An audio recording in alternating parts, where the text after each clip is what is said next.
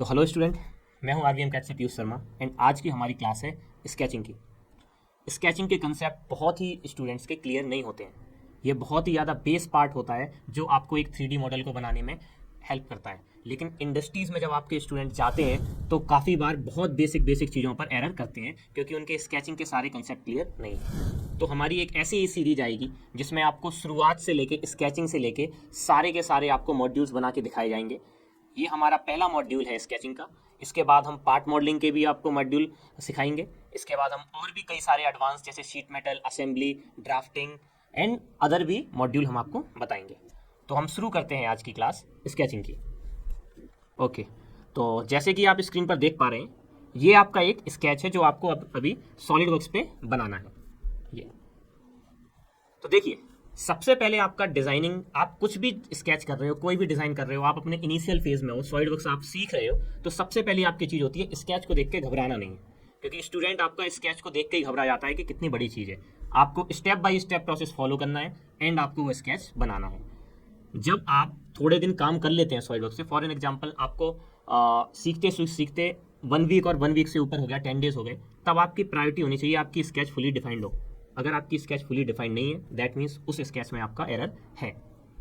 तो शुरू करते हैं इस स्केच को। मैं यहाँ से सॉफ्टवेयर खोलता हूँ, फाइल, न्यू, पार्ट, और फ्रंट प्लेन पर मैंने स्केच किया। यहाँ पर फ्रंट प्लेन पर क्लिक किया, यहाँ पर आपका स्केच का ऑप्शन आ जाएगा, स्केच के ऑप्शन पर क्लिक किया। ओके, अब यहाँ से स्केच देखना शुरू करते हैं। देखो, शुरुआत में मैं ये 3 सर्कल बनाता हूँ, जो आपके 3 सर्कल गिवन है। सबसे छोटे सर्कल का डाया है 28, 48 एंड 70। तो यहां पर सबसे पहले मैंने 3 सर्कल बना लिए और स्मार्ट डायमेंशन की डायमेंशन दे दी। स्मार्ट डायमेंशन पर क्लिक किया। आपका सबसे बड़ा सर्कल है 70 mm का। सॉलिडवर्क्स में जो आपकी एडवांटेज है, आप जो फर्स्ट डायमेंशन देते हो ना, उसके अकॉर्डिंग आपका पूरा का पूरा इंटरफेस शिफ्ट हो जाता है। यानी कि देखिए, आपका ये 70 का दिया, लेकिन आपका इंटरफेस में आपका सर्कल मूव नहीं हुआ, ना छोटा हुआ ना बड़ा हुआ। ओके, सेकेंड आपका सर्कल है 48, ये मैंने इसको 48 दे दिया। एंड आपका लास्ट सर्कल है आई थिंक 28। ओके, एक बार कंफर्म करते हैं इनको। 70, 48, 28। जो आपका ये 48 डाया का सर्कल है, ये आपकी पीसीडी है इन सर्कल्स का। ओके, इसको मैं कन्वर्ट करता हूं कंस्ट्रक्शन में। एंड अब नेक्स्ट चीज देखता हूं। देखिए, यहाँ आपको क्या गिवन है, 6 होल्स डाया 8, मतलब आपको 6 होल बनाने हैं 8 डाया के, 1 2 3 4 5 एंड 6। तो यहां से मैंने सर्कल लिया एंड यहां पे सर्कल बना लिया। गिवन है मुझे 8 डाया, तो सबसे पहले मैंने 8 डाया दिया। देखिए, हमेशा यहां देखते जाइए फुली डिफाइंड आपका है या नहीं। ये देखिए, अभी मैं नीचे देख पा रहा हूं, ये मेरा फुली डिफाइंड है। Step by step fully defined करके चलिए। उससे आपका एक एडवांटेज होता है कि अगर आपका कहीं अनडिफाइंड हो रहा है ना, तो आपको पता है कि आपका कौन सा स्टेप अनडिफाइंड है। इसको मुझे सर्कुलर पाथ में कॉपी करना है, तो यहां पर आपका ऑप्शन आता है circular sketch pattern. Circular sketch pattern पर क्लिक किया। पैरामीटर्स सबसे पहले यहां नीचे आएंगे। आपको पैटर्न करना है, मिरर करना है या फिर लीनियर पैटर्न करना है, कोई भी पैटर्न आपको करना है। सबसे पहले नीचे आइए, एंटिटीज टू पैटर्न, यानी किस एंटिटी को आपको पैटर्न करना है। मुझे इस सर्कल को पैटर्न करना है। देखो, ये सेंटर पॉइंट इसने ऑटोमेटिकली ले लिया है और 4 कॉपी ऑटोमेटिकली बना दी है। मुझे चाहिए 6 कॉपी, तो यहाँ से मैं 6 कॉपी लिख देता हूँ। ओके, यहाँ पर देखिए आपका नंबर ऑफ कॉपी आ चुकी है 6। ओके, वैसे तो आपको सर्कुलर पैटर्न डिफाइन करने की जरूरत नहीं है, लेकिन तब भी अगर आपको अपना पूरा का पूरा फाइल या आपको पूरा का पूरा स्केच डिफाइन करना है, तो मैं तरीका बता देता हूँ। आप तरीके से किस तरीके से सर्कुलर पैटर्न या लीनियर पैटर्न को भी डिफाइन कर सकते हैं। तो यहाँ से मैंने एक कंस्ट्रक्शन लाइन ली और यहाँ से लेके यहाँ तक ज्वाइन कर दी। ओके, मैंने फिर से एक कंस्ट्रक्शन लाइन ली और यहां से लेके यहां तक ज्वाइन कर दी। फाइन। स्मार्ट डायमेंशन लिया, किसी एक का एंगल डिफाइन कर दिया। ओके, और ये रेडियस डिफाइन कर दी। ओके, जैसे ही आप ये दोनों चीज डिफाइन कर देते हैं, आपका सर्कुलर पैटर्न आपका डिफाइन हो जाएगा। आप एंगल डिफाइन कर दीजिए एंड रेडियस डिफाइन कर दीजिए। आपको सिर्फ ओके करना है, आपको कोई चेंजेस करने की जरूरत नहीं है। आपकी रेडियस 24 ही रहेगी और एंगल 60 रहेगा। एक्चुअली आपका ये एंगल ऑटोमेटिकली डिवाइड हो चुका है 6 पार्ट में। जैसे मैंने 360 डिग्री होता है आपका ओवरऑल, उसमें आप अगर 6 पार्ट में डिवाइड कर दो, यानी divide by 6, that will be 60। तो यहां तक मेरा पूरा कंप्लीट हो गया। अब मुझे नीचे का पार्ट बनाना है, तो अगेन मैं यहां पर आता हूं, ये दोनों सर्कल से स्टार्ट करता हूं। आपका जो नीचे वाला सर्कल है दैट इज गिवन 18 डाया, ऊपर वाला सर्कल है that is given 18 radius. Okay, given क्या है आपको, ओवरऑल डिस्टेंस है आपकी 82। दैट मीन्स आपका अगर मैं सेंटर देखूं, सेंटर से इसकी डिस्टेंस है 41 एंड 72। ओके, तो यहां पर मैं दो सर्कल बना लेता हूं, एक सर्कल और दो सर्कल। ओके, एंड यहां पर आपको गिवन क्या है, सॉरी यहां पर आपको गिवन क्या है, एक 18 रेडियस है यानी कि 36 डाया, एंड आपका जो स्मॉल सर्कल है उसका आपका 18 डाया गिवन है। यहां पर एक क्वेश्चन आता है स्टूडेंट को, सर क्या मैं रेडियस और डाया अलग अलग नहीं कर सकता? एक्चुअली आप अलग अलग भी कर सकते हो। यहां से जाके आप ओके आप यहां इस डायमेंशन पर क्लिक करो, लीडर पे जाओ और यहां पर आप रेडियस से रेडियस ले सकते हो, तो ये आपको रेडियस में शो होगा।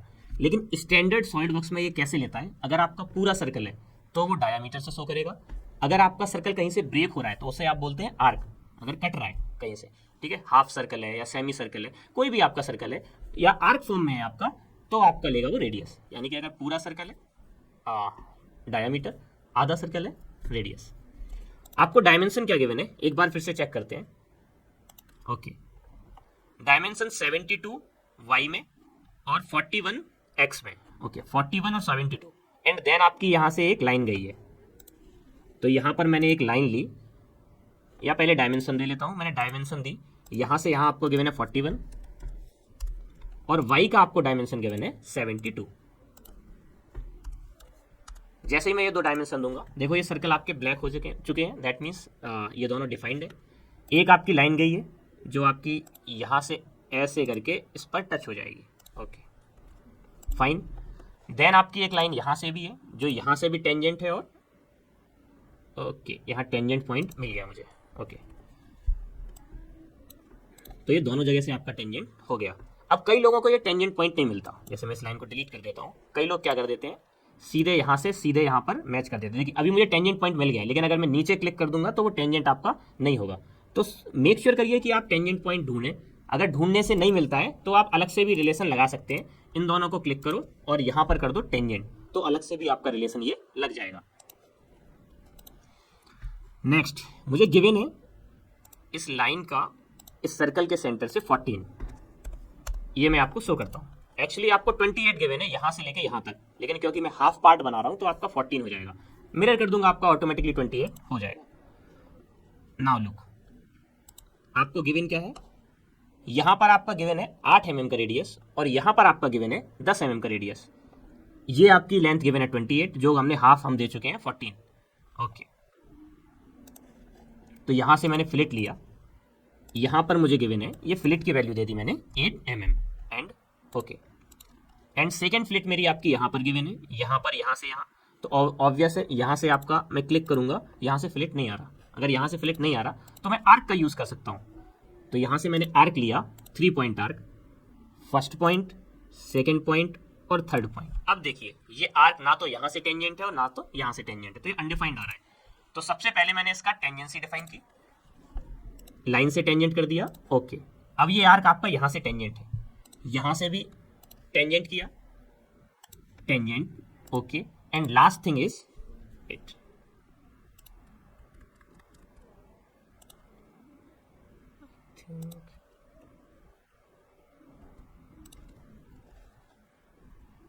मैं ये आर्क लूंगा जो कि आपका यहां से भी टेंजेंट है और यहां से भी टेंजेंट है, तो मैंने यहां से आर्क लिया।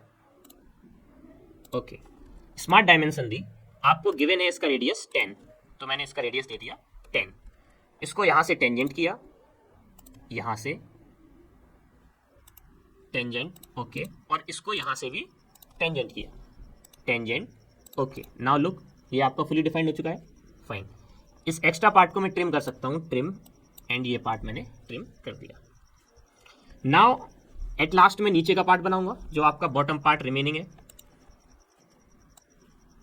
ओके, इसको यहां कर लेता हूं थोड़ा ताकि डिस्टर्बेंस कम हो। गिवन क्या है पहले ये देखते हैं और समझते हैं उसको बनाना कैसे।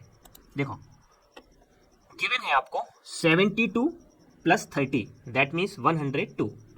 102 mm नीचे यहाँ पर एक 84 mm की लाइन है, यानी कि अगर मैं आधे साइड बात करूं तो इस साइड 42 और सेंटर से इस साइड 42, तो यहाँ मैं 102 mm वाई में एक लाइन बना लेता हूँ 42 mm का।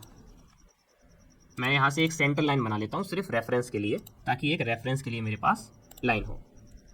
अब यहाँ से मैंने एक सिंपल लाइन ले ली, ओके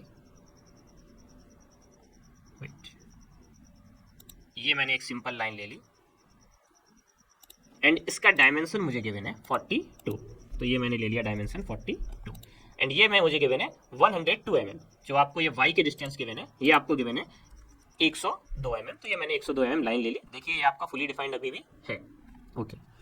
नेक्स्ट थिंग मैं क्या करूँगा, वेट, नेक्स्ट थिंग मैं करूँगा कि मुझे ये आर्क लेना है। पहले मुझे एक लाइन लेनी है, फिर मुझे ये आर्क लेना है। तो मैंने यहाँ पर एक लाइन बना ली, ये लाइन कोई भी रैंडम डायमेंशन की बना लेता हूँ क्योंकि इसकी डायमेंशन मुझे गिवन नहीं है। फिर यहाँ से मैं आर्क लूँगा, 3 point arc, first point, second point and third point, और इस लाइन को इससे टेंजेंट कर दूंगा एंड यहाँ इस सर्कल से भी टेंजेंट कर दूंगा।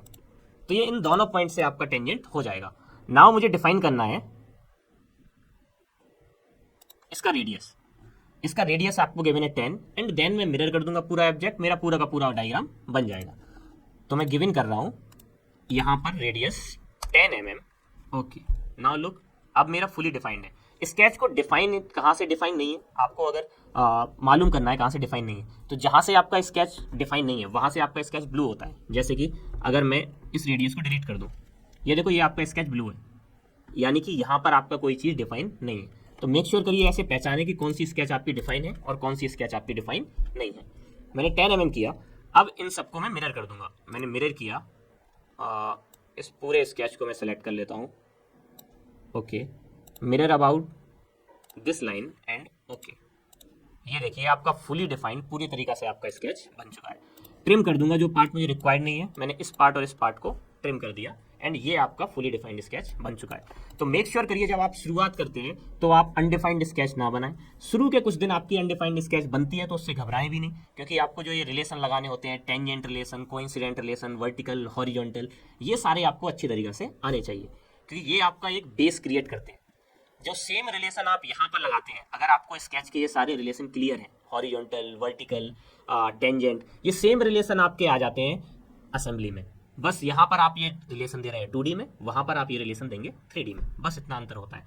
तो मेक श्योर करिए ये आपका बेस कभी भी कमज़ोर ना पड़े, क्योंकि आपकी अगर नींव कमज़ोर हो जाती है तो आपका सॉफ्टवेयर आपको आ जाता है लेकिन आपकी एरर हो जाती है, आपको पता भी नहीं चलता।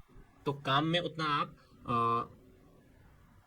आप उतना अच्छी तरीके से नहीं कर सकते, या कह सकते हैं आप काम में उतने ज़्यादा एफिशिएंट नहीं हो पाते, आपकी एरर परसेंटेज ज़्यादा होती है इंडस्ट्री में। तो मेक श्योर कीजिए कि जब आप सॉलिडवर्क्स की शुरुआत कर रहे हैं तो फुली कंस्ट्रेंट स्केच बनाएं। काफ़ी लोग फुली कंस्ट्रेंट कैसे कर देते हैं, यहाँ से कर देते हैं फुली डिफाइंड स्केच। ये एक बहुत ही गलत तरीका है एक स्केच को डिफाइन करने का, कि आप फुली डिफाइंड स्केच कर दे रहे हैं, क्योंकि ये सॉफ्टवेयर ऑटोमेटिकली अपने अकॉर्डिंग कंस्ट्रेंट ले लेता है अगर आप फुली डिफाइंड स्केच करते हैं तो। ओके, तो स्टूडेंट हम शुरू कर रहे हैं एक सीरीज जिसमें हम बेसिक से लेकर एडवांस सॉलिडवर्क्स तक आपको सिखाएंगे। ऐसी ही अमेजिंग चीज़ देखने के लिए आप सब्सक्राइब कीजिए RVMCAD को, ज़्यादा से ज़्यादा इस वीडियो को शेयर कीजिए, और अगर आपको ऐसे ही एडवांस चीज़ें लर्न करनी है तो आप आ सकते हैं RVMCAD